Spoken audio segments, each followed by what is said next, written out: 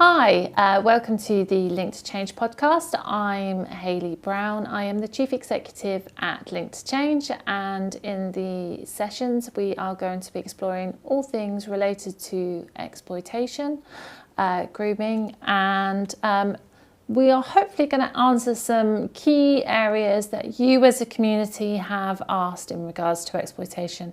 But I would like to introduce my amazing guest, Dr. Audrey Tang, who is a Chartered Psychologist and host of Mental Health Matters on California's E360 TV. Welcome.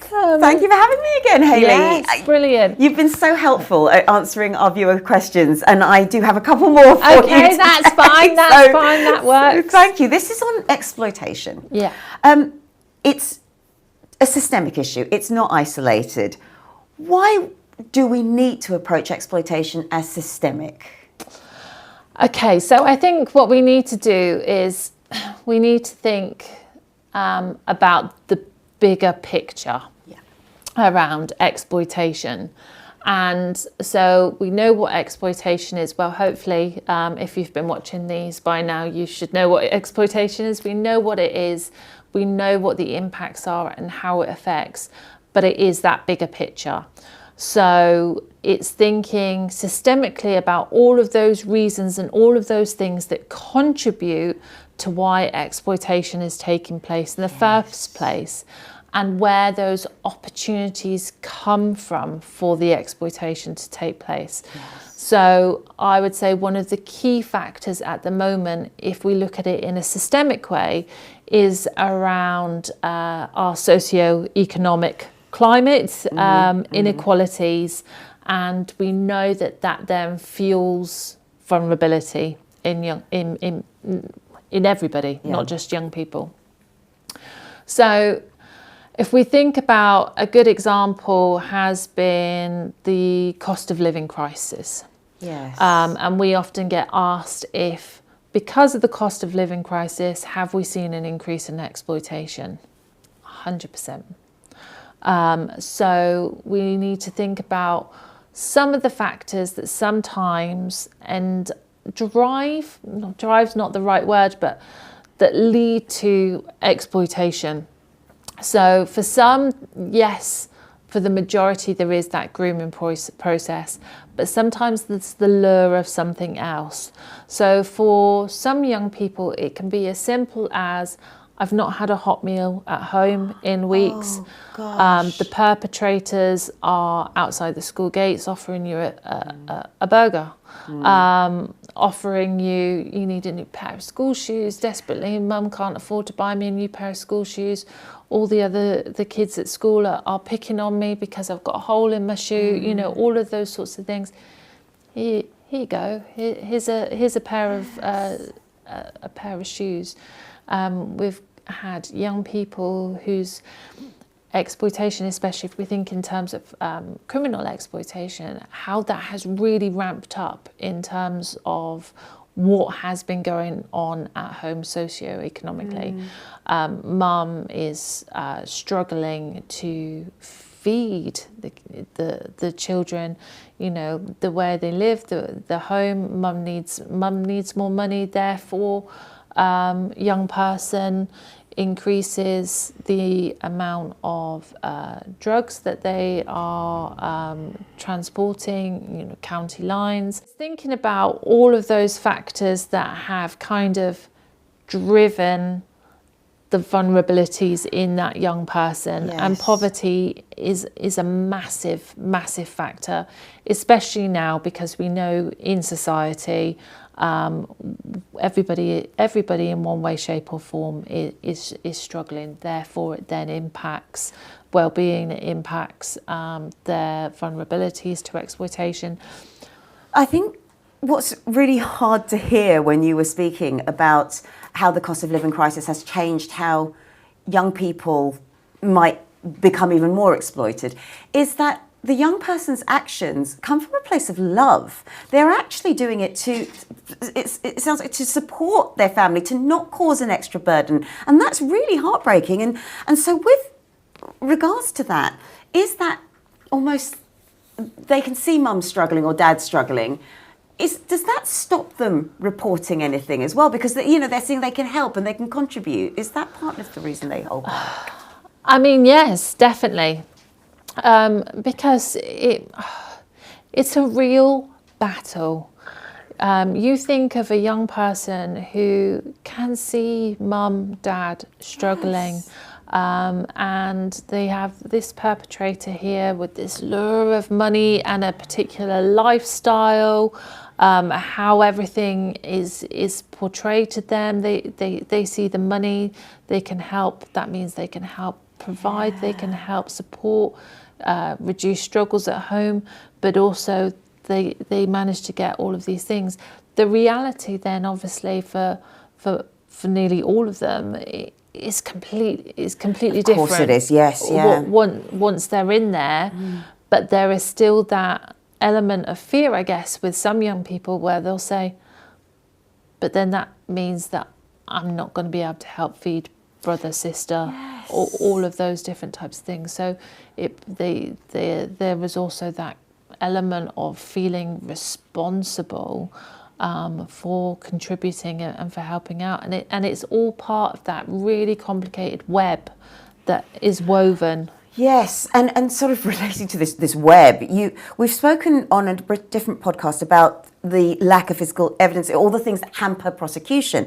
But another issue, it seems to be that you can pass it to one person and then it passes to another, and then there's another, you're waiting for social services and you're waiting for the police and then you're waiting for the school. Can things fall through the net very easily? Is that one of the... So there's massive gaps in the safeguarding system, massive gaps. And as I've said before, and we've said time and time again, there's no legal responsibility to report abuse. So that is a massive thing. There's gaps in the safeguarding system due to a lot of services and organisations, local authorities, being overstretched, which then can mean that there is a lack of coordination in the system. There is inconsistent responses between professionals, that so many young people end up falling through the gaps. Again, part of this overstretched is to do with the socio-economic side of it. Yes. And I think that it's so difficult to know what responses you're going to get, because what you need is a really solid multi-agency approach. And for many of our young people, we see fantastic solid multi-agency approaches. It is really great. For others, not so much, and we are fighting a battle to get social care to pay attention, to get ex-professional to pay attention, to get the school to have understanding. I think there's a lot of onus on schools nowadays, and that is obviously where young people spend their majority of the time. However, we need to think, again, Bedfordshire, we have some of the highest, our school exclusion rates are above the national average. So then there's young people that are on roll at schools, but they're not actually in school. So what is happening during that time? Who is then responsible and watching over those young people? So yes, there is gaps within that safeguarding system. Also depends what professional you get. Yes. And it comes back to that, our other conversations in people's understanding of exploitation, how to respond to exploitation, and understanding trauma-informed approaches. And also I think it relates to people's own personal biases as well.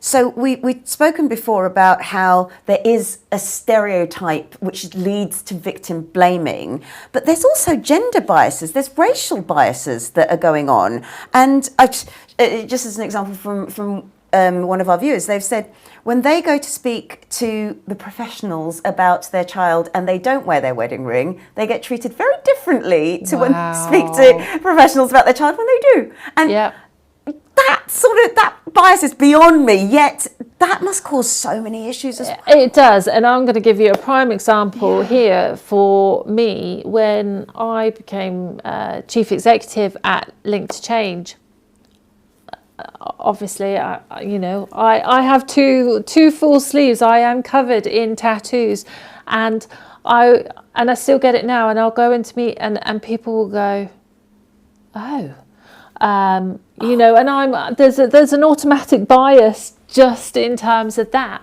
And I think, in terms of exploitation, people think about gang affiliations, they think about gang members, all of those different types of things.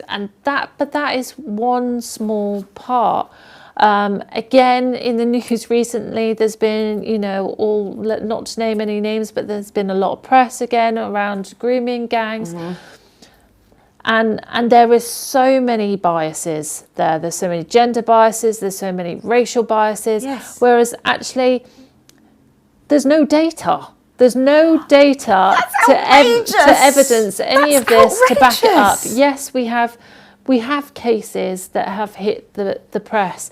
However, for many, many years, police, local authority, government, Home Office, haven't collected the data. The data gap isn't there. Data is not being recorded. Therefore, we can't look at, we can't profile, we can't predict, any of those things. We're doing all of those things. But in the media, we are doing all of those things. But there's no data to suggest otherwise. Everything that is there is based upon cases that have been presented within the media, rather than what is the facts. We can't have the facts because there is no facts there. That's outrageous. Oh my goodness. So not that we can solve the whole systemic problem in one go. I wish we could. But this is the data that you've researched. Less than 1 in 10 cases of county lines exploitation and online child sexual abuse result in legal action, and of sexual exploitation, only about 1 in 6 result in the charges. So what can we do to improve those prosecution rates? Oh my crikey. Big question. One thing that I'm going to focus on is around how we support those victims. Yes. That is ultimately one of the most important things, because we know that sometimes, because of those prosecution routes and rates, that young people may retract statements, may retract disclosures out of fearing that, what is the point? Nothing's going to change, nothing's going to happen. The process that they have to go through in terms of interviews, the re-traumatization that they experience, the victim blaming, the biases, all of those different things, the fear of not being judged, but also knowing that prosecution rate is minor, can really stop it and really affect them. And I think that there is a lot of people do not understand the trauma of just going through that court process. Never mind thinking about what actually has happened to them, what they have experienced, everything that they've gone through. That section in itself is horrifically traumatizing, and it's really difficult. And so something somewhere needs to change around the victim's code of practice about how this is dealt with, how this is supported, to make sure that it is in a trauma-informed way and it is with the best interest, because those victims feel blamed often in so many different ways.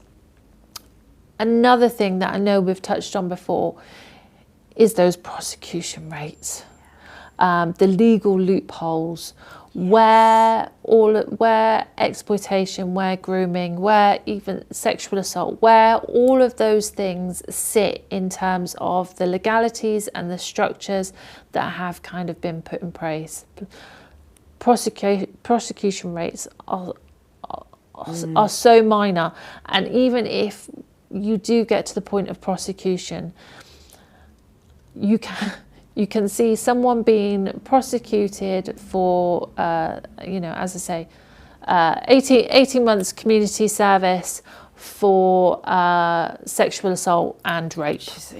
And then you can compare it to other things where people are being prosecuted, and you think, well, where does that sit? Yeah. How is that fair? And how does that victim feel when they hear that? Yeah, and how disappointing to know that you have been groomed, exploited, assaulted, traumatized, abused, and actually, yes, we've found them guilty, but we don't deem it high enough or important enough, and that again is another reason why they go.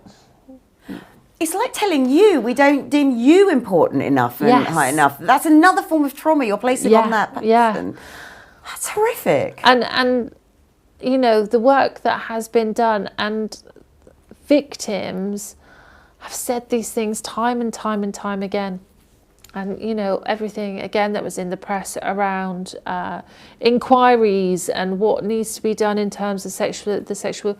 And we know the independent inquiry to child sexual abuse was a fantastic, you know, piece of work. And they spoke to over 50 victims and survivors, heard their voices, recommendations were then made, and it was only because everything, you know, that has been discussed that now government have gone, oh, okay, like we'll pick it up and we'll look at it, just because of everything that went on earlier in the year. And